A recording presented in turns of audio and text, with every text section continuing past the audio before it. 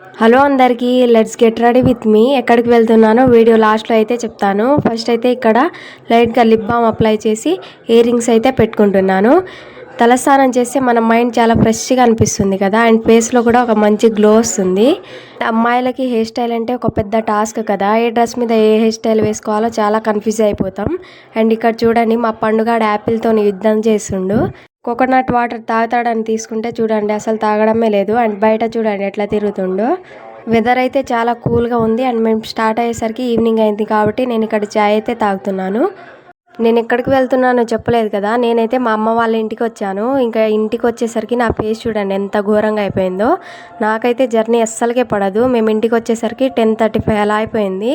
ఇక ఈ టైంకి చూడండి మా పండుగ ఏం చేస్తుండో.